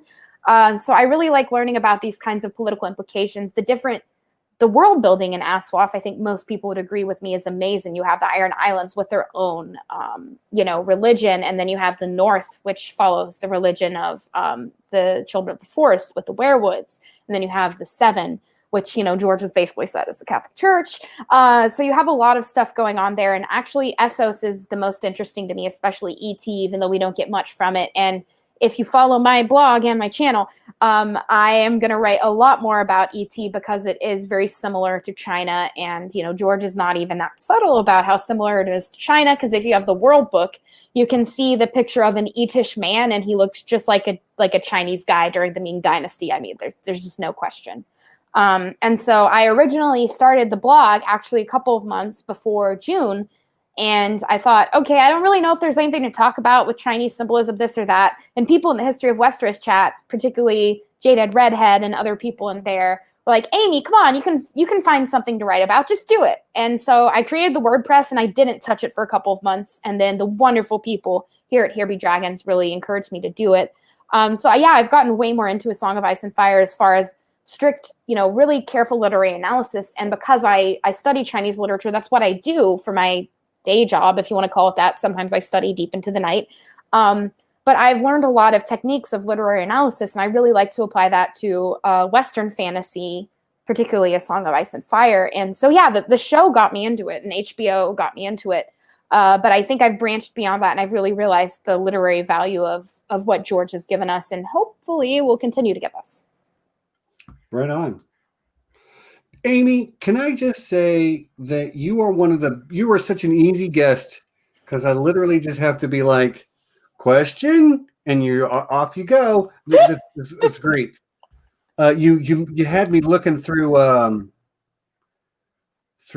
do you call it? Patreon to make sure I didn't miss any shout outs, and I did. Leaf Underhill. Lady Leaf Underhill to you, by the way. We love you, Leaf. I'm sorry, I forgot. I need to update the stuff down there. It's okay, Stephen. We know you're busy. You've got the family stuff. It is what it is. Like, okay, J-Dubs has an important thing, though, if you could put that up on the screen. This? Keira Knightley, our Lord and Savior. I swear 1 minute, Stephen, sorry. 1 minute. One. So, okay, go. J-Dubs, me, and Jared are a part of the Knights of Keira, and we talk a lot about Keira Knightley's film. We are having an upcoming stream after our Lord of the Rings stuff in John Webster film. We're going to talk about Colette. We've talked about the Duchess. We've had a 3-hour stream on her, and Jared and John Webster have talked about Pride and Prejudice. Keira Knightley is bae. She is amazing. Her acting is great. She's a great-looking woman. She has so much talent, and she also is someone who really cares about the work and not necessarily the fame. Boom, done. That was even less than a minute, Stephen. You did pretty well. Not gonna lie. Before the Lord of the Rings streams? Oh, crap. And I'm the one who was in charge of scheduling, and I forgot that. Before the Lord of the Rings streams, we are going to talk about Colette, and then we're going to go into the Lord of the Rings streams. Thank you, J-Dubs. That was important. Okay, now that that's out of the way. Aaron was like wanting me to crack the whip on you, and I'm with you. Yeah, like, I mean, we're here for you to talk about the things you love. Yeah, but I love Keira Knightley. But I've already heard you talk about Keira Knightley 47 times. Have you heard it ad nauseum? I feel like it's not quite there yet. I'm sorry. So yes, we're going to talk about Colette before the Lord of the Rings films, but you definitely subscribe to John Webster Film and you will see all the things. All right. So chat, we've got less than a half an hour. Start giving me your good questions for Amy. Amy, this is a question I asked in a Zoom call the other day, and you literally did not answer so that we could answer it now. And that is, what color is Amy's lightsaber and why? That's a great question, Stephen. I have 2 answers, if you'll allow me. Sure. So my gut reaction is green, because green is my favorite color, and I buy anything I can in green. So all of my towels are green. I'm obsessed with the color green. I think it's the best color in the whole wide world. So green. But then, Stephen, I thought about it a little more. I sat on it, and I really thought about it, and I thought, why not rainbow, Stephen? Can I have a rainbow lifesaver? Because I also am bisexual and queer, and I believe in, obviously, queer and trans rights. Can I have a rainbow lightsaber? If so, I will pick that. If not, then I'll go back to green. I mean, I am not like the lightsaber police. I thought you were the main guy on this. Yeah. Okay. I'm a green lightsaber guy myself. Green is the best. Green is the best. It was so hard not answering that on the Zoom. I wanted to say it so hard. But green is, in fact, the best. Green is great. Laura has a really great question. Are there any Chinese language films or movies produced by Asian countries that you would recommend? I bet the answer is yes. So next question. Oh my God. I took a Chinese cinema class in undergrad, and we watched a lot of really great things. There's something that has been translated to The Continent in English and literally has nothing to do with the Chinese title. But it's called The Continent, and a lot of people call it the Chinese Hangover because it's kind of like, 3 to 4 guys on a crazy road trip thing, and one of them is gone for the first, and like, where's that guy? And then they find him at the end of the movie. So it's kind of the Chinese Hangover. I really recommend The Continent. The Chinese title, this is going to be literally for like 2 people watching this later, is Hou Hui Wu Qi, which means the next time we meet doesn't have a date. So it's like, we know we're going to meet, we just don't know when it is. It's called a chengyu, which is a Chinese 4-character phrase that is like, or it's like a saying, kind of. That's probably my favorite Chinese movie. And honestly, even though movies are great, and obviously I'm a co-host of a movie channel, I actually am also a really big show person. So I really like Taiwanese dramas. So dramas from the island of Taiwan, which are in Mandarin Chinese. I like Devil Beside You. I like Woman Yu De Xingli, which means like our distance from evil. It talks a lot about the question of the death penalty, which really bright things to talk about. But there's a lot of great shows in Chinese, in the Chinese language, coming from mainland China, from Taiwan, from Singapore and Malaysia that you guys should definitely check out. And I also, this is great. I love House of the Flying Daggers. I am trying to get J-Dubs to talk about that. I want to talk about Crouching Tiger, Hidden Dragon, Steven. Don't worry, we're going to talk about it. But House of the Flying Daggers is probably one of my favorite Chinese language movies. It's not a bad movie by any means, but I think it is. I think it falls below Hero and Crouching Tiger both. But and I wholeheartedly disagree, but you know what? We're friends and we can still continue to be friends. Right. Like, it's okay to be wrong, Stephen. I was going to say, that's one of the great things about this community. Somebody can be objectively wrong and I don't hate them still. Right. You can be wrong, Stephen. I don't hate that's not what I said.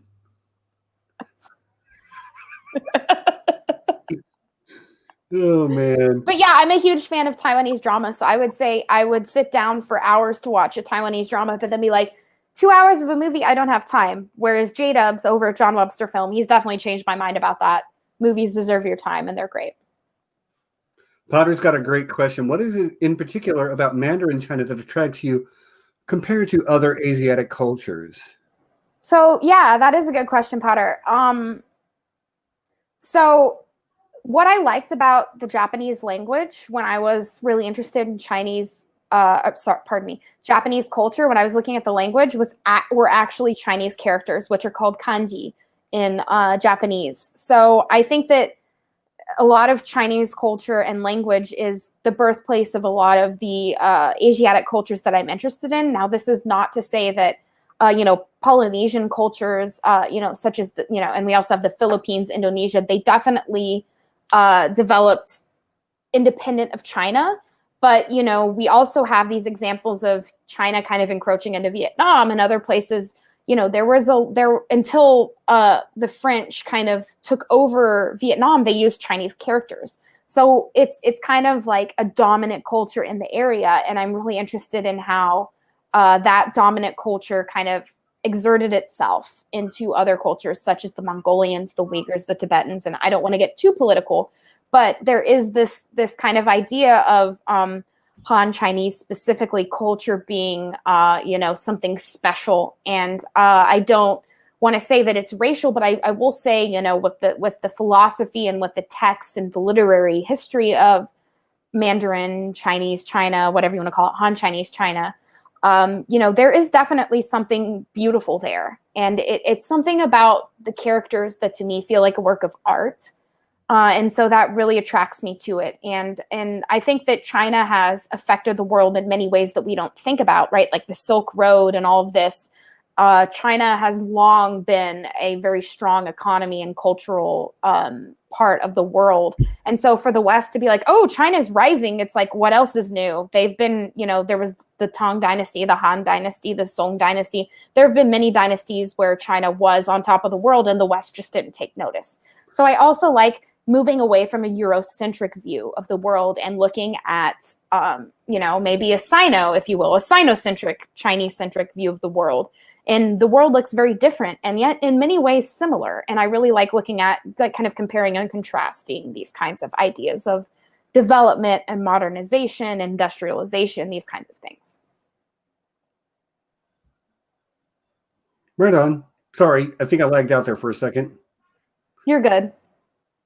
But like that, that's a very interesting answer you gave.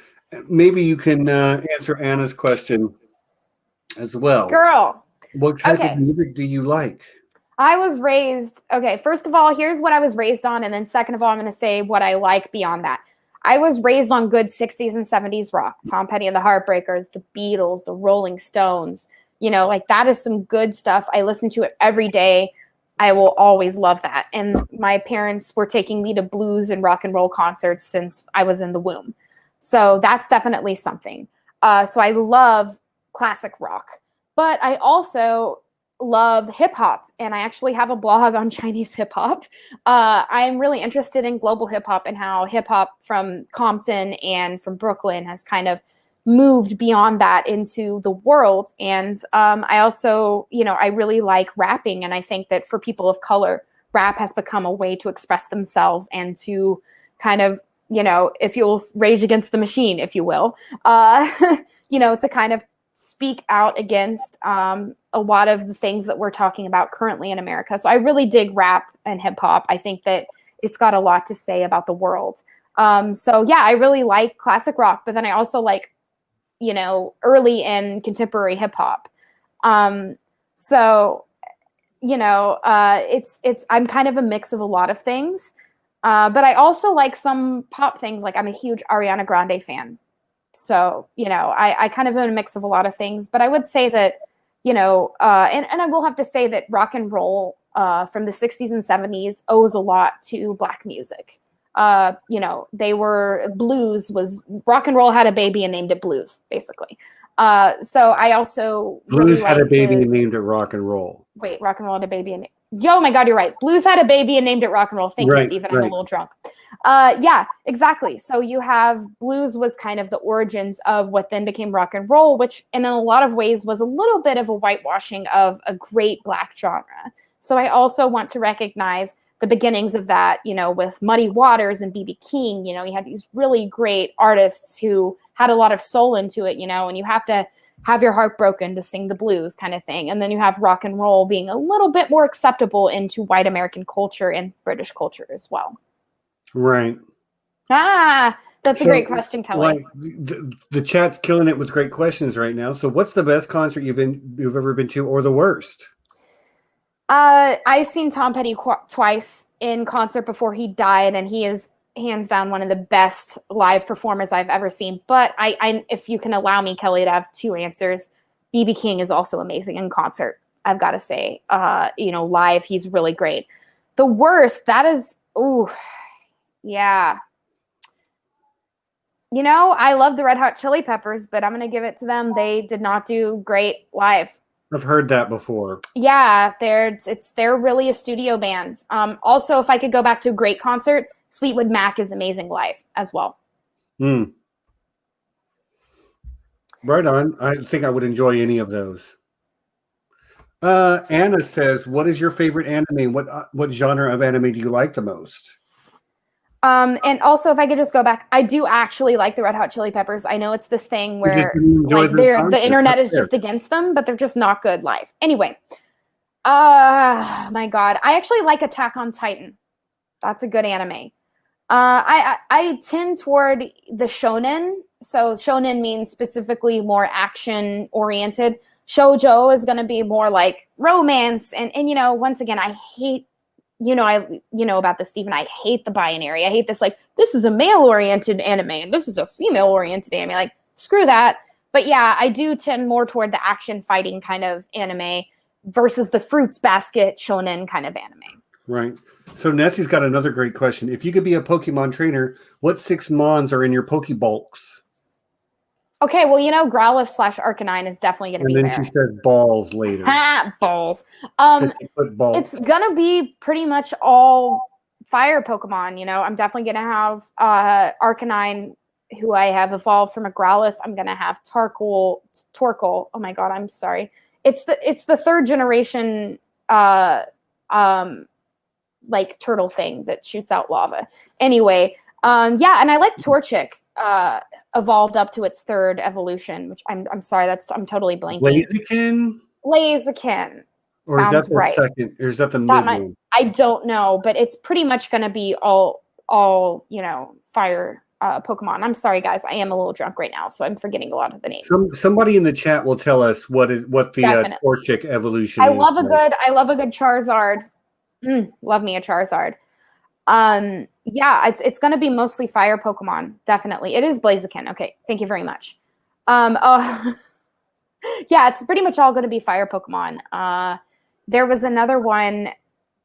There's a Magmar. I like Magmar a lot. Blaziken is fire and fighting. Yes, exactly. I also like Magmar. Yeah. Oh, and Anna has a really good question too. I don't know if we're like going. Yes. Yeah. Anna, I have so many thoughts, and you know this, girl. I have a hard time separating the artist from the art. So I know a lot about H.P. Lovecraft and his racist views, J.K. Rowling and her transphobic views. I am not going to say what you as a viewer or as a reader need to do. You can do whatever you want.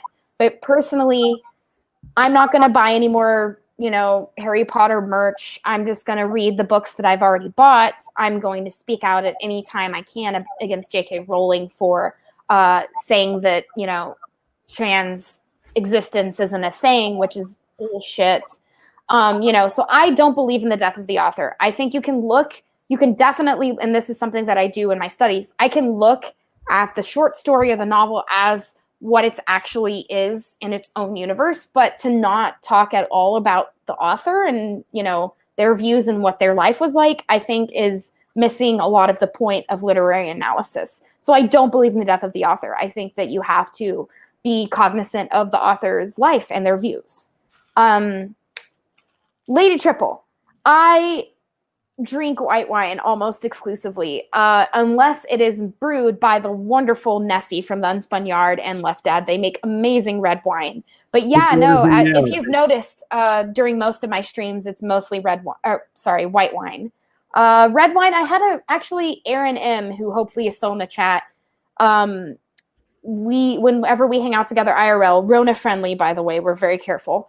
We do have some red together. And other than that, I really am mostly, yeah, exactly what Aaron is, except when I bring a good red over to your place. Yeah, I usually do white wine, but I do like red. It's just, I'm a little more picky about it. Yeah, we'll get to Mom's question, but I'm going to paraphrase something John just said, and I agree with you. Like, for me, death of the author is a lot easier to do once the author is actually dead. Like, I don't want to give money to people who I disagree with that much. But, like, no matter what, I could buy a Cthulhu plush and H.P. Lovecraft ain't getting none of that money. Yeah, that's so true, Stephen. It is true that, when they actually, and you have to hope that whoever is making money off of that, are the, spawns of that person, would not feel Lovecraft, that way. For Lovecraft specifically, like, he has no family. Like, it's public domain. Good. Let's answer Mom's question. Amy, do you ever dream in Mandarin? It is said you are truly bilingual when that happens. So when I was in Beijing, I dreamed in Mandarin like 80% of the time. But what's interesting is lately, it's use it or lose it with your second language. So lately I've been speaking to my Chinese friends here and there, but it's mostly just typing Chinese. And so I've lost a little bit of the actual, spoken skills. So because of that, now if I dream in Mandarin, it'll be weird because it'll be like, if I don't know the word and my brain can't think of the word in Mandarin, it'll just say it in English. But in my brain, in my dream, I'll be like, that was totally said in Mandarin. So it's a weird combination of the two. But Betsy, when I was in Beijing, I was dreaming pretty much 100% in Mandarin because the program I was in was fully immersive. Like if you spoke English to them, they wouldn't answer. They'd be like, they would answer in Mandarin being like, what are you talking about? I don't understand English, even if they did. So I had a fully immersive program at Beijing University. Shout out to Peadar the Irreverant. Anyway, Beijing University is like it's known as the Harvard of China, whatever. It's the best university in China. And it's kind of easy to get into if you're a foreigner. I'm just saying. Anyway, and so they taught exclusively in Mandarin. And if you answered a question not fully in Mandarin, they would ignore you like you never said anything at all. So I was fully immersed into Mandarin language when I was in Beijing. So I would dream exclusively in Mandarin then. But now it's kind of a weird mix of the two. All right, cool. So, y'all, I think I'm going to cut off your questions there because I've got a couple last few questions, and then we'll move to the end. So, we're going to first the ridiculous one, and you probably know what this is. You probably see it coming. It's the one question that I tried to get John to ask Doug Adams yesterday that he just breezed past without ever touching, and that is a hot dog a sandwich? Oh my God, why are we doing this again? Because because I'm trying to get empirical evidence. So, Stephen, I was just thinking about this today. And I would say a hoagie is a sandwich. Mm-hmm. And so that kind of goes against my earlier argument of if the bread is connected, then it can't be a sandwich because a hoagie is a connected bread. No, and like my counterpoint to that even is like you can just take the hot dog bun, rip it in half, and then it's two pieces of bread. But I'm sure there are hot dogs that are like this. Would you put lettuce, tomato, all sorts of like veggies on a hot dog like you would a sandwich? No, but like not every sandwich would. No, you could have a sandwich that's just cheese and meat, or in my case, tofurkey, because I'm a vegetarian. Like I get that. But for a hot dog, you have relish and you usually have, condiments on top of it, but you're not going to necessarily have all of the veggies on top of it like you would, I would argue, Stephen, a sandwich. Okay. I mean, I know, and I'm in Chicago right now, so apparently I cannot put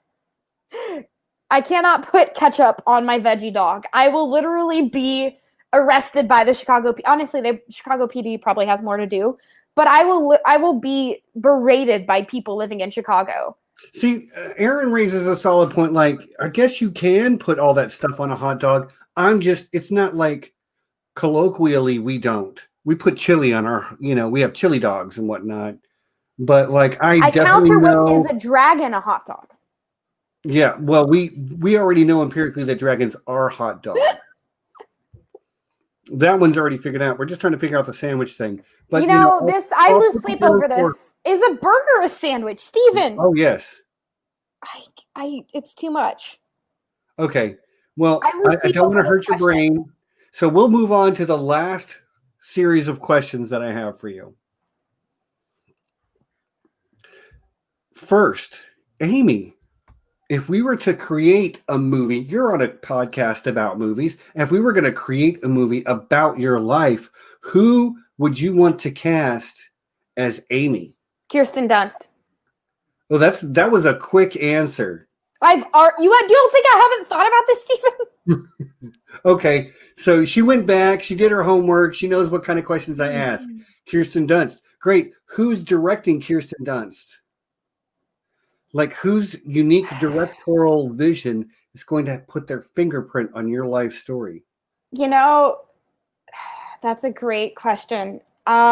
Steven Spielberg. I mean, a solid choice. I feel like he's a little bit past his prime, so to speak, but like being he can come out of retirement. But like, I'll put it to you like this. Michael Jordan is past his prime and he would still destroy me. I mean, Tarantino would be my second choice. So, if Spielberg can't take on the project, then, Tarantino can do it. I actually think Laura's got a great idea here with Patty Jenkins. And I see some love for Greta Grunberg out there, too. I feel bad. I don't know who did Zero Dark 30, but I know it was a female director, and I would like to have her, but her name is totally escaping me. I'm so sorry. I don't know if that's the same one. Let me look. I'm Googling. I said a thing that was dumb, but anyway, like the last thing we need. Catherine Bigelow. Catherine Bigelow. Good choice. She can also direct the story that is Aemy Blackfyre's life. Well, all right, we'll sign one of them. The last thing we need is a working title. What is the name of the Aemy Blackfyre biopic? Oh my God. Leaving Oklahoma. Oh my God. Yeah, no, actually, I was in 6th grade and we had to do an autobiography, and I think it was I Finally Left Oklahoma. Anyway, no. I would say it would be the story of The Life of an Asiaphile, the Aemy Blackfyre story. Okay. Didn't exactly roll off the tongue. We'll workshop it. Aemy, we've had 2-hour conversation at this point for the entertainment of the masses. And I don't know about you, but I had a blast. I hope you had a good time. So before we say goodnight to everyone, just tell everybody real quick what's coming up in the immediate future for you. Yeah, so on my channel, I do have this kind of co-authored essay with loads of links. They are amazing. They have amazing queer analysis going on their blog. We're going to write about Lysono Mar and talk about it on my channel. And of course, the amazing Rohan. We are going to talk about Cersei and her parallels to The Last Empress of China. And that is it for 2020 for me. But 2021, like I said, lots of Avatar: The Last Airbender, Poppy War, His Dark Materials, Aswaf content. We'll get to all of that. You've also got John Webster film stuff coming up next weekend. Y'all are going to be doing, I believe, Colette. According to him, that is true. All right. And then I thought it was Lord of the Rings, but apparently it's Colette and then Lord of the Rings. And then a whole bunch of Lord of the Rings movies, which I'm looking forward to very, very much. Yes. Calling all Tolkien geeks. We're going to get into it. It's going to be great. Yep. But okay, cool. Sorry, brain locked up for a second. I got distracted by the chat. It does that. It'd be like that sometimes. But yeah, so Amy's all over the place. I'm sure you'll be guesting other places too in the meantime. Her links are down in the description, both to YouTube channel and to her Twitter. And I know you have a blog too. Do you want to at least say the name of your blog? Yeah, it's ASOIAF ChineseLit.wordpress.com. There you go. Asswaffle Chinese Lit. Yep. And, exactly. I dressed up like I was going to the prom for you, Stephen. Come on. Yeah, and I'm flattered. I dressed up like I was going to the corner store for you. Thank you. You're pick me up some beer. I was going to say, you need me to get anything while I'm out? Yeah, beer and some gum. Thanks. All right, cool. Anyway, this has been a blast, y'all. Come back next week. I do have to say, I'm sorry, Bleep the Patriarchy with Nessie. Unspun Yarn with Nessie, December 2nd. We're going to talk about the first female and mixed race vice president. And yeah, 100 years of suffrage. Thanks for giving us the vote, I guess, patriarchy. God. I mean, real talk. You know who gave women the right to vote? Men. But it was men who were finally pulling their heads out of their asses. You know, like it was the allies who did it. It was the allies to women that really got it done. I wish they didn't. I wish it wasn't needed, but like, never. Don't forget. You know, it happened because enough men in positions of authority wanted to be good. Thank you for allowing us, men. You're so great. Well, it was those men who fought against the establishment. Like, you're not alone out there. You've got the men like us by your side. Thanks. Willing to raise your voices. But yeah, anyway, bleep the patriarchy at any rate. BTP. And next week we're doing Mandalorian. Whatever has been released for the Mandalorian up to that point, that's what we'll be covering. So I believe that'll be 5 episodes of the Baby Yoda show. Yeah. So I will have to say, though, also women gave women the right to vote. Suffragettes. That's true. Like, it is what it is. Like, I'm not trying. Is it what it is, Stephen? Is it what it is? It is. It'd be like that sometimes. You're one of the good ones. You've proven yourself. Don't worry about it. But like, I'm also know that if I go any further down that road, I'm going to put my foot in my mouth in some way, and I'm not trying to do that. So come back next week. We'll talk about the Baby Yoda show, and yeah, we'll have Nessie back. We'll have John back, and then hopefully our guests will be Cecilia and Pat, and it should be awesome. Cool. So, Amy, any last words? That sounds like I'm about to execute you. Anything you'd like to say to the chat before we sign off? Yeah, I just, you guys have all really, I see Scott W in the chat. He was actually the first person in the fandom to reach out to me. All of you have been so welcoming of me. We've got Weez, we've got Santiva, we got Kelly, Leaf. There have been so many people in the fandom that have been supportive of me, and I really appreciate you all. And, I'm not looking for super recognition or anything. I just want my friends to listen to my videos and enjoy them. And I'm really excited to be here. And I'm very thankful for Stephen for creating this great community for me to shine. So thank you very much. Well, you shine, you do the shining all yourself. All I do is try to tell people, hey, look at that. Who has 2 thumbs and is creating content? This girl. That girl right there. Other way. I did it wrong. Yep. Hey, man, you know how it is. And I'm going to prom after this, so Yep. Enjoy your prom night, Amy. To everyone else, we'll see y'all next week. So until then, you know what it is. Peace and be excellent to each other.